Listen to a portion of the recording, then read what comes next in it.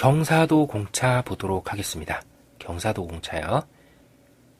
경사도 공차 앞서 직각도 공차를 설명드렸던 것과 마찬가지로 각도값이 아니에요. 자, 30도다. 그러면 30도 플러스 마이너스 0.15도.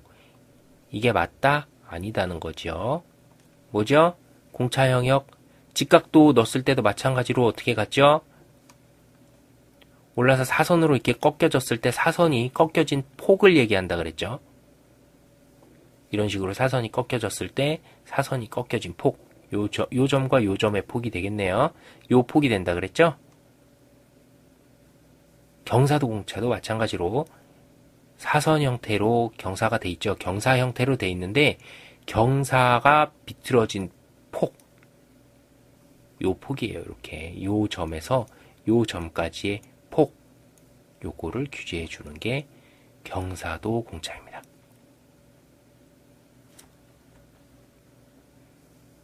직각도 공차를 대비해서 생각하시면 딱 대비가 되겠죠. 다만 경사도 공차는 뭐를 기준으로 공차를 부여를 해야 되겠습니까? 공차값을 부여를 해야 되는데 뭐를 기준으로 해야 되겠어요? 모르죠? 이건 상황에 따라서 맞게 결정을 하셔야 돼요. 왜냐하면요, 이 경사도 공차가 널널하게 사용해도 되는 부품들이 있을 수가 있어요. 상황에 따라서 다른 거예요. 설계 상황에 따라서 다른 거고, 그 다음에 물건을 사용해야 되는 상황에 따라서 다른 거예요. 이 경사도 공차에 맞닿는 부분도 하나도 없고, 주변에 어떤 물건이 있긴 있는데, 어떤 부품이 조립돼서 있긴 있는데, 요 떨어진 폭이 만약에 2mm예요. 2mm라고 가정을 해요. 그럼 이 폭을 크게 줄 수 있는 거 아닌가요? 걸릴 일이 전혀 없어요. 이렇게 부품을 다 조립해 놓고 전혀 걸릴 일이 없습니다. 그럼 경사도의 폭을 크게 줄 수 있잖아요. 무조건 IT 5등급을 고집할 이유가 있나요? 만약에 실무 설계를 한다 그러면 없죠? 그건 설계자가 상황에 맞춰서 공차를 부여하시면 돼요. 야, 이게 0.3mm 정도는 틀어져도 되겠어. 이렇게 부여를 하실 수도 있고, 아니면 각도 자체에 플러스 마이너스 몇 도라고 부여를 하실 수도 있겠죠.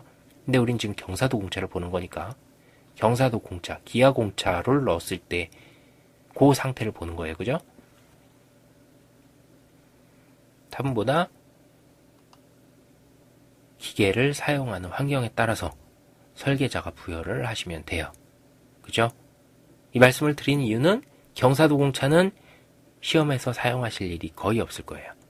자, 이렇게 부여를 하시면 돼요. 이게 만약에 IT 5등급에 따라서 부여를 하고 싶어요. 우리 시험 문제에 어쩔 수 없이 지금 이 경사도 공차를 넣어야 되는 일이 생겼다고 가정을 해볼게요. 그때는 어디 기준으로 넣어야 될까요? 제가 봐서는 요 폭이 되지 않을까 싶어요. 그죠? 이 폭에 따라서 경사의 차이가 점점 벌어지는 거잖아요.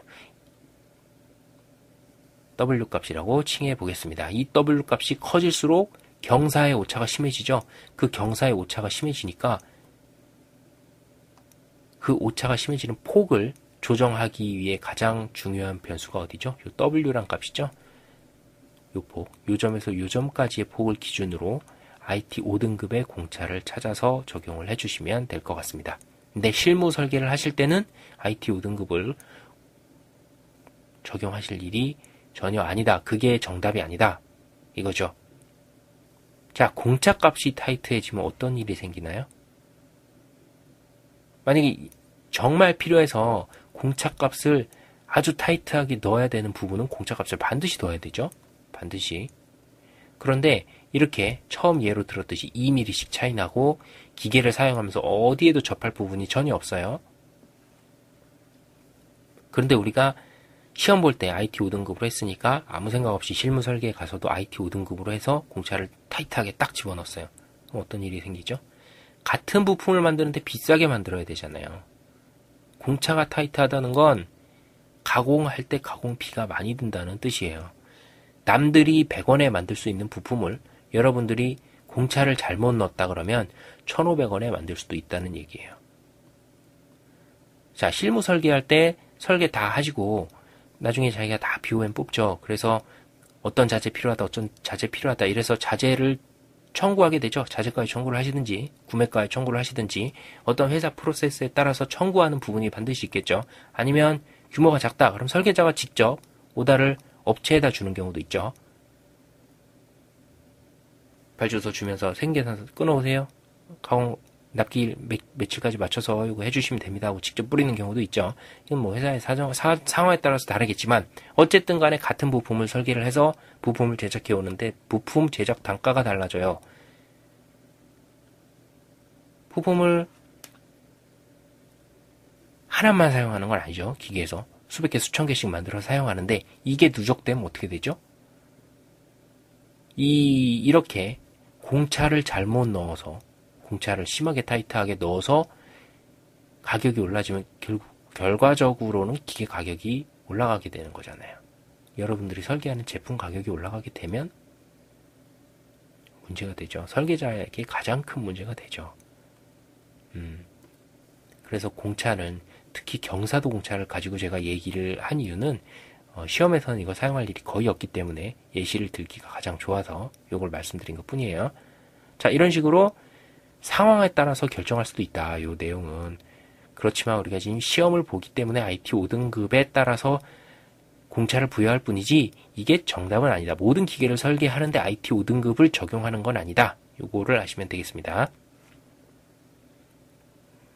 자, 등급을 타이트하게 넣었을 때 바로 문제가 되는 것은 코스트. 자, 이래서 자격증 시험에서 이렇게 했다 그래서 실무에서도 그대로 이런 식으로 하시면 그렇죠. 엄청 혼나겠죠. 예. 문제가 크게 됩니다. 공차값은 설계자가 설계하면서 상황을 봐가면서 하세요. 여기에 들어가는 내용이 다른 데서 크게 문제가 안 된다 그러면 굳이 이런 공차를 부여하지 마시든지 아니면 플러스 마이너스 얼마에서 각도 자체를 넣어서 관리를 좀 편하게 하시든지 그렇게 작업을 하셔서 조정을 하시면 되는 거예요. 그런데 정말로 경사도를 지켜야 되고 어떠한 중요한 문제점이 생긴다. 이럴 때 타이트하게 공차값을 부여하셔서 정확한 설계를 하시면 되는 거죠. 자, 이야기가 멀리 샜습니다. 멀리 샜는데요. 경사도 공차 정리해 보겠습니다. 경사도 공차도 직각도 공차랑 마찬가지로 여기에 들어가는 수치는 각도가 아니라 밀리미터다. 밀리미터인데 어떻게 된다고요? 사선으로 그었을 때 경사가 틀어지는 형상은 어떻게 보면 사선으로 틀어지죠. 요때의 끝점, 요 끝점하고 요 끝점 그 폭을 결정하는 거예요. 폭값을 공차로 넣어줍니다. 그리고 기준면이 필요하죠. 어디 면을 기준으로 각도가 몇 도일 때 틀어져야 되는 공차 영역이 요 폭이 몇 밀이다. 요거를 규제하는 게 경사도 공차예요. 아마 경사도 공차만 얘기를 했으면 그냥 30초면 얘기가 끝났을 겁니다. 자, 이렇게 됐고요. 기준면 A면 기준으로 부여를 하시면 되고 IT 공차를 시험에서는 IT 5등급 공차를 가지고 사용을 하죠. 그래서 시험에서 어쩔 수 없이 공차를 지금 집어넣어야 될 경우는 요 폭으로 IT 공차 값을 찾아서 집어넣으시면 문제가 되지 않을 것 같습니다. 자, 말씀드렸다시피 여기 들어가는 수치는 절대적인 정답이 없다.